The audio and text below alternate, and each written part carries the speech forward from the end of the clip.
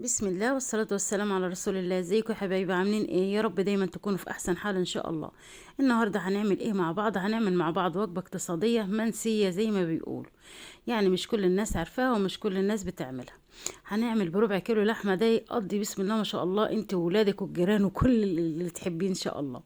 هتبقى وجبة اقتصادية وموفرة ان شاء الله وجميلة جدا، ولو عملتها في عزومة ولا حاجة هتبقى ما شاء الله تحفة معانا جدا. بس يا ريت لو عجبكم الفيديو ما تنسونيش في اللايك والشير والاشتراك في القناة. اول حاجة عملنا ايه؟ جبت طاسة كده من غير مادة دهنية خالص، ومعايا يا دوب ربع كيلو لحمة، حطيته عليها كده وبشوحه. في الحلة جنبي حطيت ايه؟ معلقة زبدة وايه وربع كوباية زيت او معلقتين زيت، وحطيت عليهم ايه؟ مقطعه بصلتين كده، حطيت عليهم نص الكميه، حطيت عليهم يعني بصلايه متقطعه رفيع، وهقلبها كده واللحمه معايا على النار. شايفين؟ هفضل اقلب فيها لغايه ما لونها يغير معايا. باقي طبعا كميه البصل اللي كانت باقيه معايا اللي هي بصلايه، قطعت عليها قرن فلفل كده حامي او بارد زي ما تحبي، وحطيته على اللحمه زي ما انتم شايفين معايا كده. وهقلبها بس اشم ريحة البصل كده والفلفل والبصل يدبل معايا، ونشوف هنعمل ايه مع بعض. البصلة طبعا انا عاني عليها عشان ما تتحرقش معايا. حطيت على اللحمة المفرومة ايه؟ حطيت عليها معلقة ملح صغيرة، معلقة فلفل اسود صغيرة، معلقة كمون صغيرة، يعني بس مفيش توابل ولا في ايه، حاجة اقتصادية كده على قد الايد زي ما بيقول. ومعنا البصلة بتاعتي ايدي فيها على طول زي ما قلت لكم. وهنقلب اللحمة بتاعتي. عايزة تضعفي كمية اللحمة بقى، تمسكي ايه؟ تحطي عليها شوية عدس زي ما قلت لكم في فيديو الكفتة. ضعفنا الكمية بمكونات بسيطة جدا، بمكون يعني موجود وممكن ما بنستخدموش كتير يعني. فبدل القوانص وبدل ما تكلفي نفسك، لا العدس بليه واعمليه وفرميه وحطيه على اللحمة المفرومة، هيضاعف الكمية معاكي. انا هنا البصلة احمرت، حطيت عليها حوالي كوباية طماطم كبيرة، وحطيت عليها معلقة صلصة كبيرة، واحط عليها برضو ملح وفلفل اسود وكمون، ولا اكتر ولا اقل. هسيبها معايا بقى تتسبك كويس جدا. اتسبكت معايا بالشكل الجميل ده. عرفت انها اتسبكت ازاي؟ المادة الدهنية بتاعتي بتعوم فوق كده على الوش. اسيبها بقى تتسبك، وبعد كده ايه؟ هروح بقى لايه؟ الوجبة بتاعتنا اللي هي الأساسية والرئيسية النهاردة، اللي هي ايه؟ القلقاس. القلقاس كتير جدا في السوق ورخيص ما شاء الله، يمكن أرخص من البطاطس بكتير. فأنا جايبة القلقاسية دي ب6 جنيه. يعني عملت لي الصينية اللي هتشوفوها معايا ديت ما شاء الله، وسبت حتة كمان أعملها ايه؟ بالخضرة كده. انا مقشراه طبعا، لسه ما غسلتهوش، انا مقشراه بس كده. وهقطعه حلقات زي ما انتم شايفين معايا كده. معايا شويه ميه بقى، حطيت فيها معلقه ملح كبيره، وعصرت فيها ليمونه وحطيتها بقشرها كده، واحط فيها القلقاس. طبعا احنا عارفين القلقاس كله حديد بيسود، وبيبقى فيه ماده لزجه كده، فايه اللي هينزلها؟ الليمون والملح. هاخد الكميه من القلقاس اللي انا عايزاها. انا خدت الكميه اللي انا عايزاها، وبصراحه طلعت كتيره قوي، فشلت حته ايه اعملها بالخضره. كده القلقاس هغسله كويس جدا بالميه دي بتاعتي ديت، واحطه في المصفى يتصفى كويس. الصلصه بقى بعد ما اتسبكت حطيت عليها كوبايه ميه كبيره، واسيبها تغلي بقى. ومعايا القلقاس كده، الطاسه حطها على النار فيها شويه زيت صغيرين جدا. القلقاس اتاكد ان هو ناشف بس عشان ما ترطش عليه. شايفين شويه الزيت قد ايه؟ شويه صغيرين جدا. هو الزيت القلقاس ما بيشربش زيت خالص، هتبصوا تلاقوهم برضو في اخر الفيديو هما في الطاسه زي ما هما. وهبتدي احمر فيها القلقاس كده. التركه دي ممكن تستغني عنها، بس هي بتدي تست حلوه قوي قوي في الاكل. هروح بقى على ما القلقاس يتحمر احط صينيه رز معمر كده في الفرن. الصينيه دي عندي بتاخد كيلو. طيب اشوفها مظبوطه ازاي؟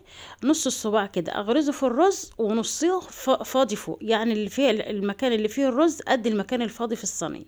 ويا ريت يكون اللي فيه الرز اقل شويه كمان، تبقى الصينيه مظبوطه جدا جدا معايا. غسلته كويس جدا وصفيته، وحطيت له معلقه ملح كبيره، احط له معلقتين زبده النهارده بقى وربع كوبايه زيت. النهارده بقى هيبقى اقتصادي جدا، ولا قشطه بقى ولا كريمه، هيطلع تحفه معانا، تحفه كده. يا دوب هما معلقتين الزبده وربع كوبايه الزيت كده، عشان الزيت يديله لمعه كده ويبقى مفرفر معايا كده، ميبقاش ماسك في بعضه ومعجن. بيدينا نتيجة حلوة أوي اقتصادية بقى، بجملة ان احنا عاملين الوجبة كلها اقتصادية النهاردة. فانا ايه؟ استغنيت عن القشطة واستغنيت عن الكريمة، وهعمله لكم كده ايه؟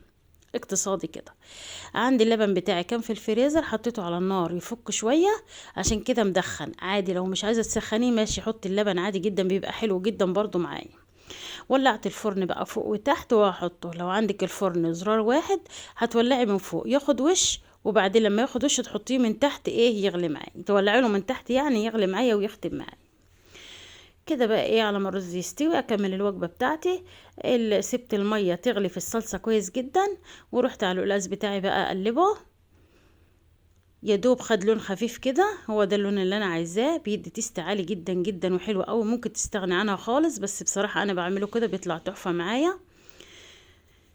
خد اللون بتاعي ده وانا هبتدي ايه اطلعه بقى. انا طبعا عملت الكميه كلها كده بالشكل ده زي ما انتم شايفين معايا عشان ما اطولش الفيديو عليكم.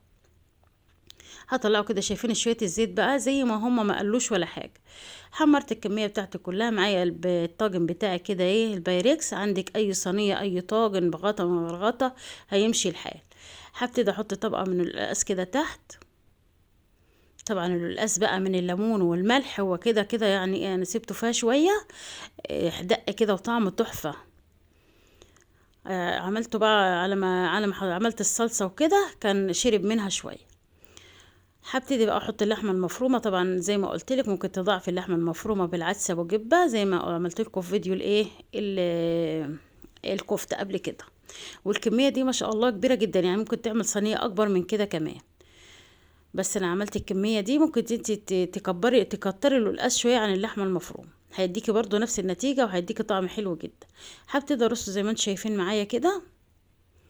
وجبة جميلة جدا جدا، لو عملتها في عزومة بقى كده هتبقى تحفة في وسط السفرة كده، هتبقى تحفة ولادك هيحبوها ان شاء الله. جميلة جدا. خلصت الرص بتاعي كده. بعد كده هجيب ايه الصلصة بتاعتي، شايفين القوام بتاعها متوسط ولا خفيفة ولا تقيلة ما شاء الله.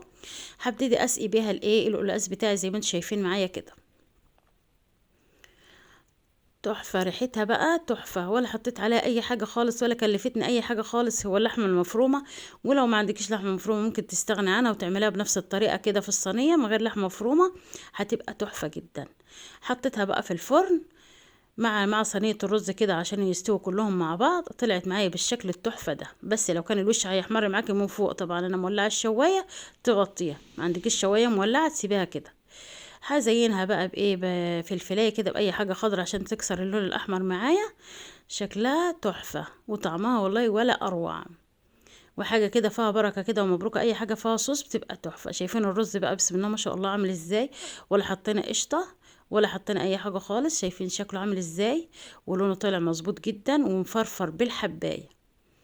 شايفين بالحبايه والدخان بس ما شاء الله مش مبين، بس مفرفر والحبايه بتاعته بتلمع بقى من شويه الزيت كده ومستوي وطلع جميل جدا معايا. والصينيه كده مليانه وجميله جدا. اوريكم القلقاس بقى كمان بالمره. شايفين لونه عامل ازاي ما شاء الله ومستوي وجميل جدا وطعمه ولا اروع.